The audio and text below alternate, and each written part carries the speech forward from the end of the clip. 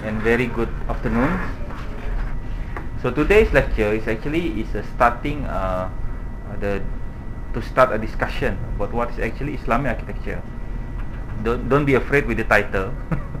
Actually this one is first time the lecture was presented on the January 2010 at Bali.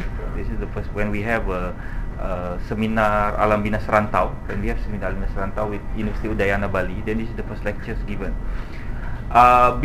Some part of the lecture is actually part of the different discussion about what is actually a curriculum-based mosque in Malaysia, and also a curriculum-based mosque in some part in Nusantara.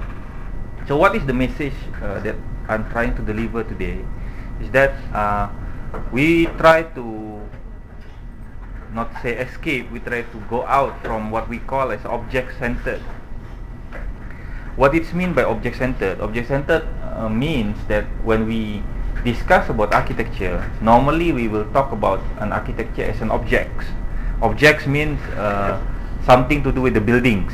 That's why Louis Sullivan, if you know Louis Sullivan, keep telling to the people who talk about buildings, actually they don't understand architecture.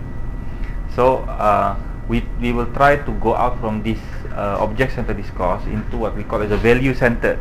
So the whole presentation is actually trying to explain about what we call as value-centered. Okay, so there are two messages. One is what we call that Islamic architecture is trapped in the what we call object-centered discourse. The value-centered approach offers more appropriate solution within the spirit of time, function and place.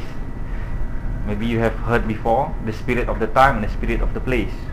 The values of Sunnah and sustainable design as an anchor, whilst the technology and culture dynamic as a variable. So this is what we try to explain today. What is Islamic architecture? Yeah. Because our project is something to do with the mosque design, something to do with the Islamic community, something to do with the what we call as Islamic architecture. So I'm trying to give you a clear definition of what is actually Islamic architecture. What is Islamic architecture? When people talk about Islamic architecture, normally this type of buildings appear. Like it must be Arab. That's why the Malay normally, based on the previous exercise in the studio, they get lower marks because they have this stigma. Then that stigma cannot it's because it's embedded in their from their childhood, so embedded into now, then it creates a lot of border, limitation in the design. So what is Islamic architecture? Normally when people talk about Islamic architecture, they talk about Arab, Egyptian, Turkish or something like that. Next one is, this is ornament. This is, some of us will discuss about ornament with polished tile work, something like this. Okay, the use of domes, minaret, arches, masonry with a little fenestration, solid. This is we got a solid design and etc. Monumental scale, because we have big buildings. In another presentation, maybe if we have time, I will explain why people start to create a big or we call a large scale of buildings in religious buildings.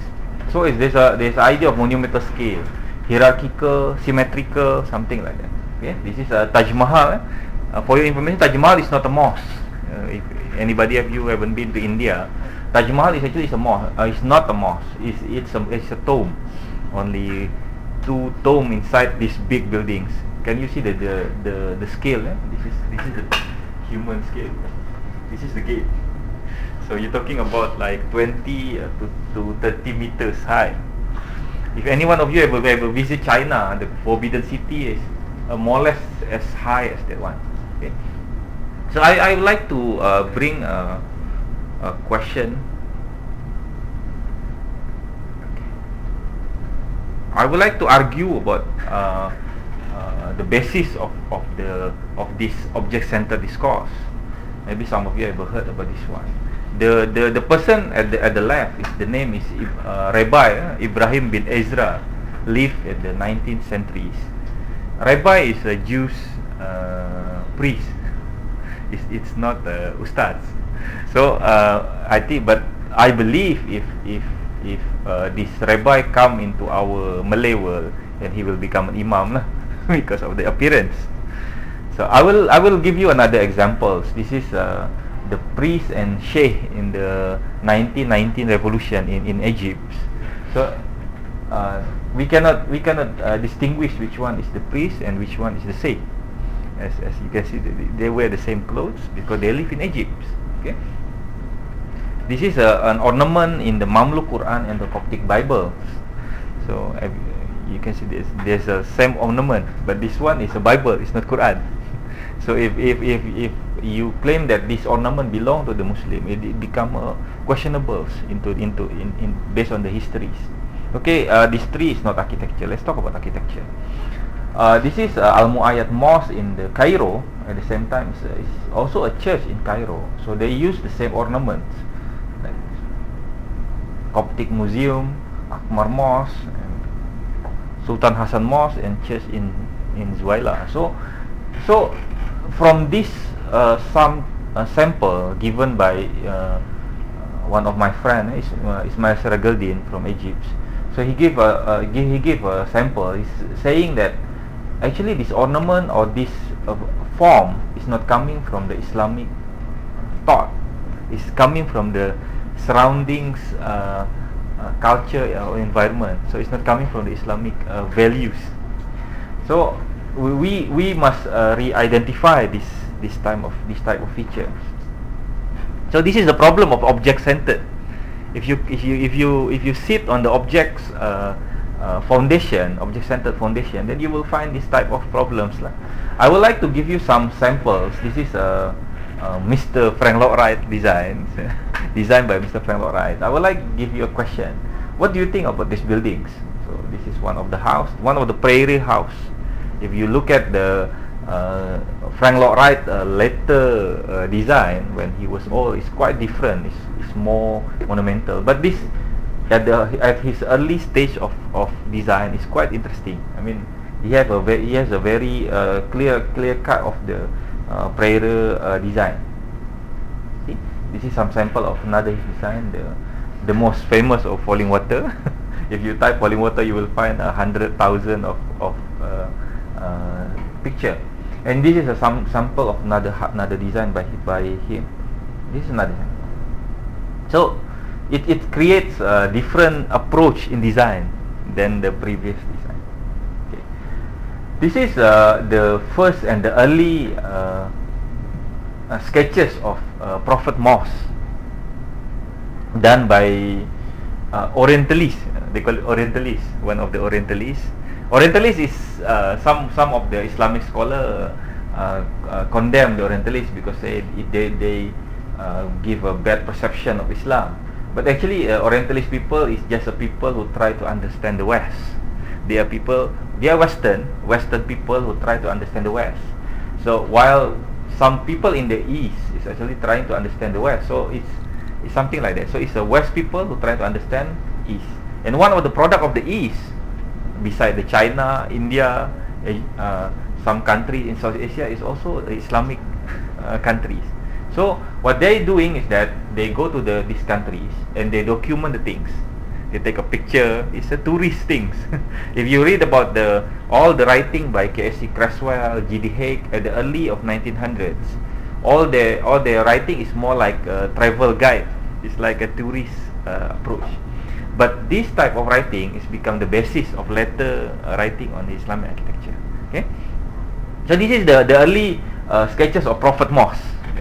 From the in Islamic we call it hadith. Some people say it's a prophet tradition. Prophet tradition means when people make stories.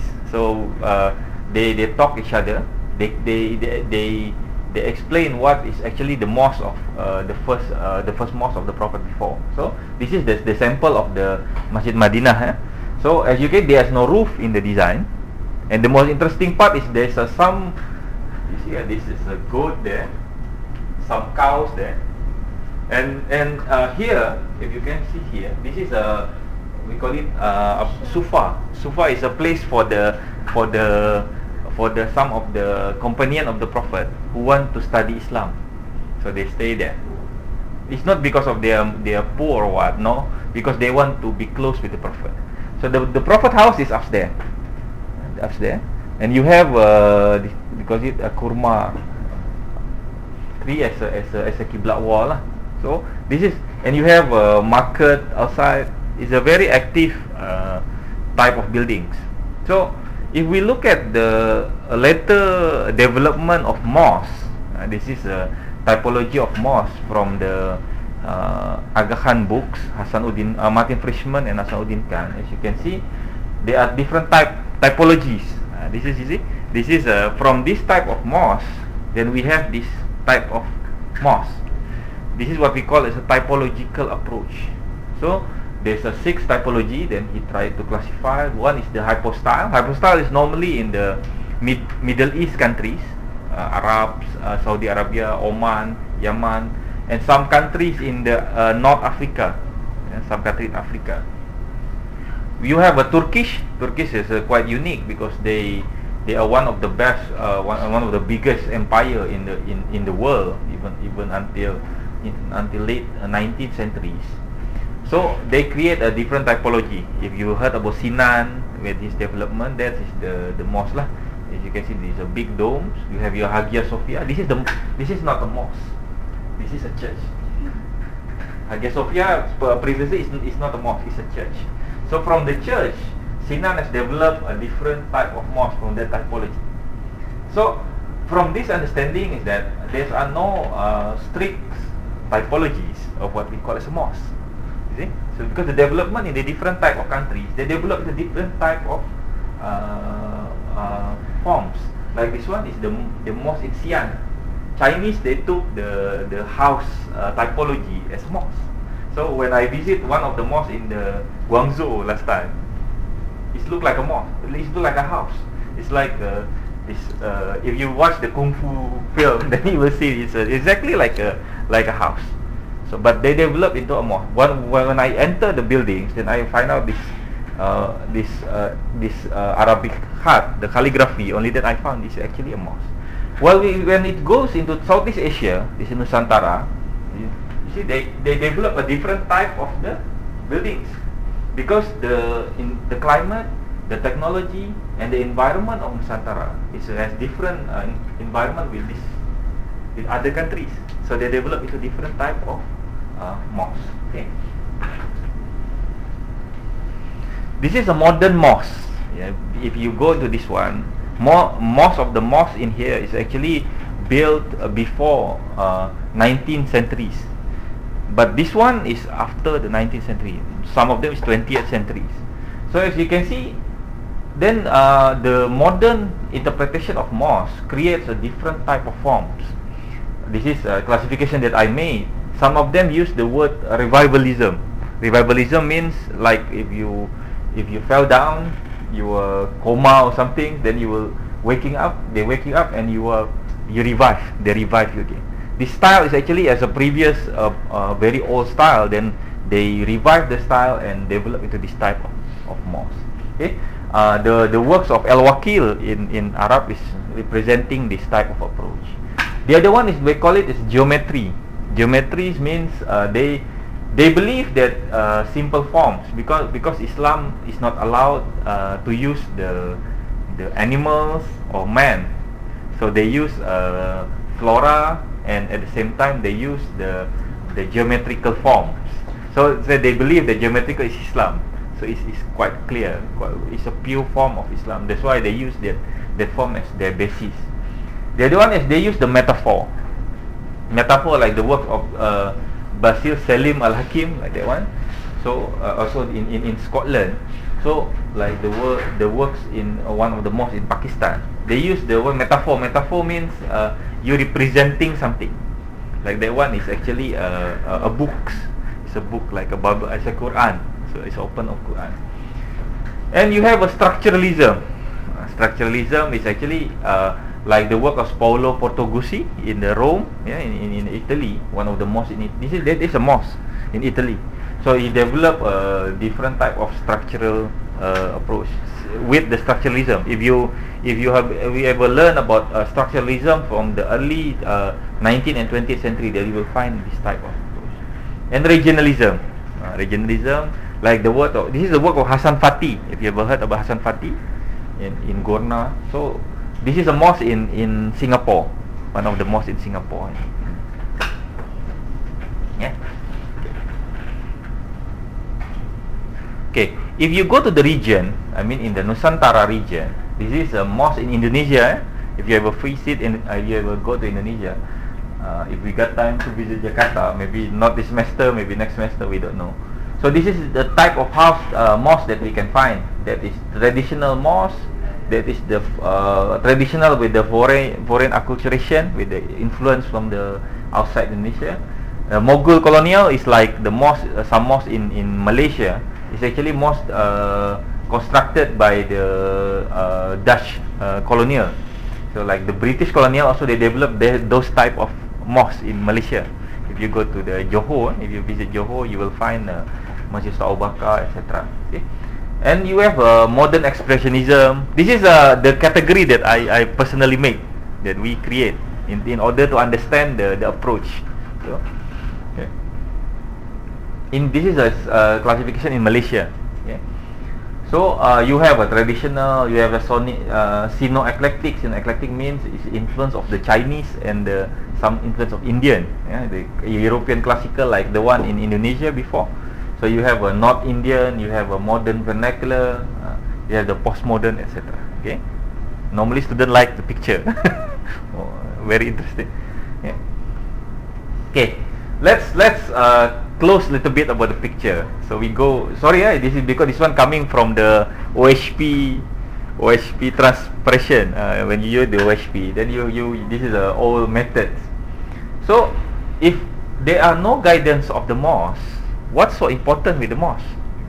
That's why we are defining mosque not as a buildings. We defining a mosque as an institution. So we go out the building, we start a new institution called a mosque. So in order to produce a buildings, remember, a buildings comes from the spaces inside the buildings. The spaces come from the activities. If you do some activities, then you require spaces. Activities come from your pattern of life. Pattern of life, you punya apa? Orang kata you punya keseharian. Okay? Your pattern of life come from your belief. What your faith and your belief. What you believe in life will define your pattern of life, will define your activity, will define your spaces. It's as easy as that. That's why if you are familiar with the history, if you are used to analyze buildings in history, then it can easily, you can read the communities. If I go to your room, then I can tell you, I can give you a story what you actually like. If it is a very nice and neat room, that is, you define your character. If you go to your house, then we can define that. Like I go to the Masjid Putra, and I can understand the community of Malaysia. So that is how we read. Okay. Then we take out the buildings. We go out from the buildings, from that forms into this kind of approach. Okay. Then we first, let's decide what is activity that we're going to do. That's why mosques require a curriculum. Like when you design Jabatan Seni Bina, you design an architecture department, you need a curriculum to teach the people. So let's start with the community. There's academic activity, there's a physical development, there's a youth development, the brotherhood, and something like this. Is the activities that we can work. Okay. After we decide the activities, of course we need a management. Okay? That's why most of the mosques fail, because they don't have a proper management. Because they are, when you have a 5 billion ringgit to construct a mosque, I would like to prefer to have maybe 1 or 2 billion only for the mosque. Maybe the other 3 billion is for the management. Because constructing a building is easy, managing the buildings, that's another story, and it's very very difficult to manage the buildings. So we need a management, otherwise it's very difficult to manage the mosque. That's why you need a shura committee, ukhuwah committee, finance committee. There are the very interesting things about mosque in Indonesia is that most of the mosque is actually is not funded by the government, like different like in Malaysia. I think most of the mosques in Malaysia was funded by the kerajaan negeri or by the government. So when you have a fixed funded from the government, you are easy to manage. While in Indonesia, you don't have a funding.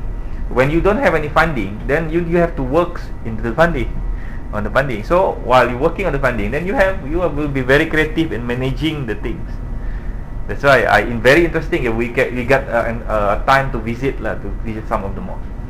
Okay, so this is a program that we need for the mosque.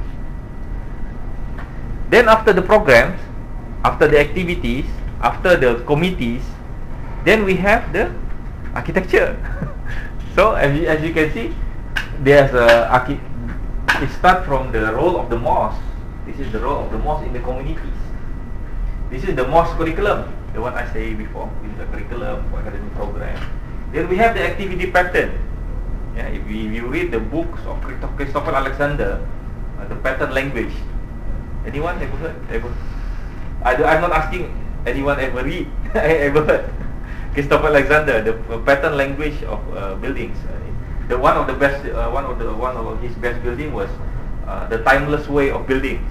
If you ever heard about so you have the pattern. Of course, you can have the architecture. So as easy as that. So we go out from the certain type of forms into a certain type of activity and pattern. Okay.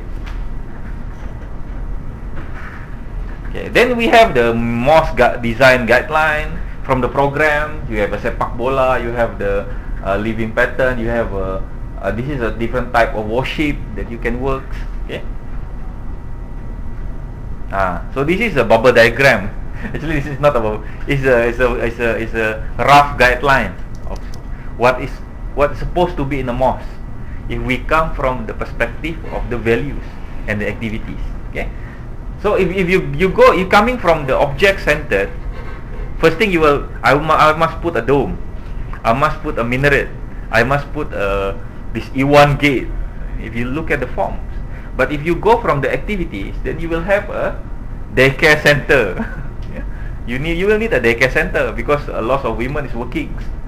Where they're going to put the kids? So if you have one daycare center in the mall, definitely they will send the kids.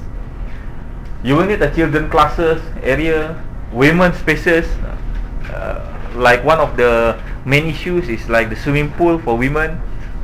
Any women who like to swim, where are you going to swim? Very difficult. So this is a sample of the mall, okay, of the spaces. So after that, that working of the spaces and things, then we have the alternative idea of mosque, different from what we believe we're seeing now. So we might have a broken up mesas, regionalistic tradition. This is a sample of that we can use. Continuation of local architectural language, modest functional uses of ornament, loose, low, so friendly looking fence. Fan is a gate. Yeah? You have a multiple function interior spaces and etc. Okay. This is a strategy. So in terms of scale, in terms of seating, in terms of interior spaces, in terms of outside spaces, sustainable architecture, minaret, dome, ornament, mimbar, spirit of time, etc. So you can summarize in here. Okay. Okay. Any question before I carry on? We might have like 5 to 10 minutes more. Any question? Okay, I just carry on. So when me and Professor Tajuddin get opportunities to present that presentation in detail, with today's one we don't have time to go very detailed in one by one of the spaces. So on that time we have presented in front of third year student, not the second year student on the time. So we don't even the studio master for the studio. We only the studio master of studio on that time was Puan Marcia. He invite me and Prof. Tajid to present that presentation on 2006 on 2005, something like that. So we present to the third year. Then after that, okay, we will like to present, but at the end we will like to document the product of the student. This is some of the design. Yeah.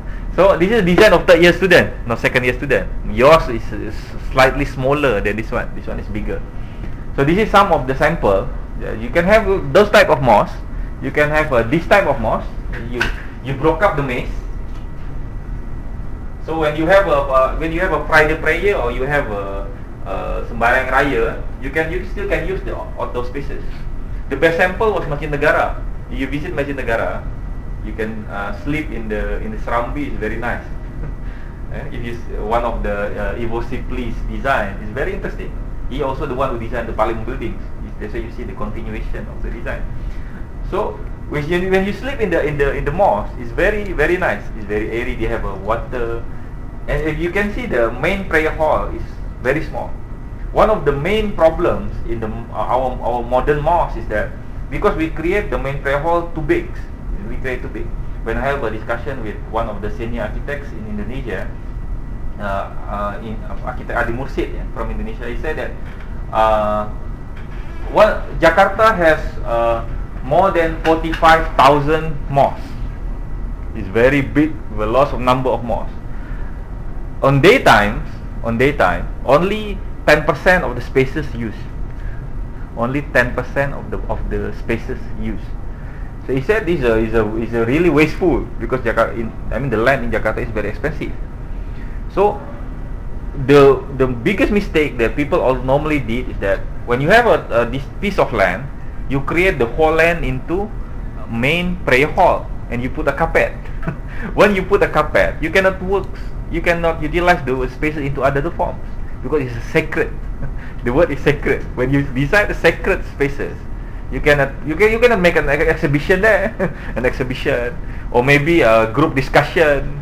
So the only place is only for learn. If you have a halakah, then it become a wasteful there. So that's why Masjid Negara, if you go to Masjid Negara, the main prayer hall is very small, but the Serambi is very big. So if you need bigger spaces for the Jumaat prayer, or you want the bigger spaces for the sembahyang raya, then you can extend the usage of spaces like this one. You can extend into this one as long as the spaces can be used. That's why one thing very interesting, if you have managed time to go on Friday to Tabung Haji, the first floor, they will turn the first floor into a mosque on Friday. So that's why there's a very interesting things lah. This is another sample. You never see this type of mosque, kan? It's a very interesting interesting form. So you have those type of mosques. You can have this type of mosque. How about mosque in the shopping complex? So how are you going to manage that? This type of mosque doesn't look a mosque. That's why I heard that the mosque in Singapore is very interesting. I mean, in terms of form, in terms of spaces, it's different with others. This is a project that before this, one of my friends is working on Senai. Previously on Senai, there's Senai Airport in Johor. There's a very big land there. They want to create a mosque. So he appointed one of my friend, Italian. This Italian, they appointed this Italian architects to design a mosque. So this Italian, which was definitely not a Muslim, he come to us. Hey, how are we going to design a mosque? I never designed a mosque. So he, with some of my friends, we come up in the different type of design. This is a mock-up design lah. That's why it's very rough. You see the form also is very rough.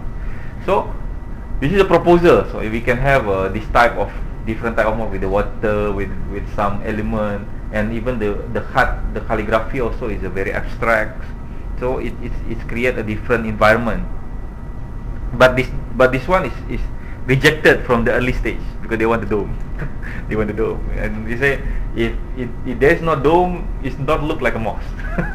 So this is a layman understanding of the mosque. Okay, I'm not saying that you please don't use a dome. I say if the dome is the best solution, it is the best structural solution, like the one that our previous people did with the mosque, and I will accept it. But normally, since the dome is very expensive, if you any one of you ever involved in the mosque projects, I think sometimes even go to 25% of the project go to the dome, which is not economical in terms of design. This is another sample of a 6-year students. I think this is 2009, 2008, 2009. So it's like 3 years ago. PC student, one of the students. This one gets C in UTM, no, not in UKM lah. This one gets C in UKM. So the idea is they try to design what they call a reka bentuk Masjid Mesra Wanita. Masjid Mesra Wanita. So it's very interesting statement. So this is the design. This is the perspective. I will tell you what is interesting about this design, because that purple area, so they say they are providing a spaces. This is the spaces specifically for women, because they're telling me that most of the mosques, when they designing spaces for women, they put at the top, at the first floor. Okay. I have a question with some of the architects. Why are you putting at the first floor? First floor is more secure, so that people downstairs cannot go look up. That's the first. But I say to them, but how about if the woman is pregnant? Because the guy is not pregnant, the woman is pregnant. Then we provide the elevator. That's the solution, mechanical solution for that one. So it creates a different perspective. So what he's trying to do is that he want to one is the swimming pool. This is so we want to create some sort of swimming pool so that the women can come. They can use it. Okay? You can have a daycare. You can have a children playground at the ground. So when people go for works, like busy women, they just drop their kids here. They go to the works. They go back to the here, pick up their kids, maybe have some exercise there, pray, then they will go back. So it creates a different environment. This is the idea. Okay. Yeah, this is some. That you see the quality of drawing. That's why they get C. But the idea is a very interesting. Like you get a swimming pool. This is another. I will give you a second sample. I can't give you too much samples because later on some of you will follow the sample. This is the design of mosque. This is a mosque. It's not a community center. It's a mosque. They call it a hip hop mosque. Hip hop mosque means it's a mosque that mosque for the young people. So he tried to capture the idea of the young people, what young people like, what young people is have environment. This one get B, if I don't say, in ETM. So you see there is exploration of the forms of the environment, what you can do there. Yeah. Then you can have a different type of mosque with different type of color. See, this is a calligraphy. So from the long distance you can see the things. Yeah. Okay. So let's go back to the main question that I raised at the early of my presentation. What is a mosque? If we talk about reminders of a man or God, if you look at that, I'm saying something bad about that mosque. I'm just saying that if you look at that buildings, normally what people do when they design a building is that they clear up the land. This is what you learn. Alright, use a different approach. You clear up the land, you construct your buildings, and you plant. You put the trees as a plantation. This what people call it landscaping. You put a landscape there. That's why you see the buildings big. Then you have a scattered around of trees there. Okay. Different with Frank Lloyd Wright. Frank Lloyd, when he designed a building, he look at the main trees there, main living things there. So we won't chop any trees unless it's necessary. So he just clear up a small trees, and he will put the trees around the big tree, the building around the big trees. So it's become that's why you see the design it looks like because this is a nature is a God creation, while this one you see the human creation is more than the God's creation. Okay, let's talk about humility is kerendahan hati. which one represent the humilities? If you talk about, you see the Priory buildings, you see the building is very humble in the nature, because he didn't destroy the nature. The setting is there. He just put the building inside the nature, the bigger setting. Okay, this is one of the hadith. One day there is a dark complex women. You see, ada budak. There's a budak means slave. There's a slave who usually swept the mosque. One day the Prophet was asking his companion, where goes this women who normally swept the mosque? He said that the women is already passed away. So why nobody is informed me? Then the Prophet go to that grave and he pray on that grave. So as we can see, the Prophet as a leader on the time, as a president or the prime minister on the time, he was asking even the low class people, he respect them, as this is what we call a humble, humility. Even in another hadith, when one of the outsider comes to the Prophet mosque, he was asking, which one of you is a prophet? Means on that time the Prophet was unrecognized. he is the same as others. He didn't only sit in the better chair. He didn't wear a crown. He didn't wear a better clothes. He just same like others. That's why that person said, which one of you is prophet?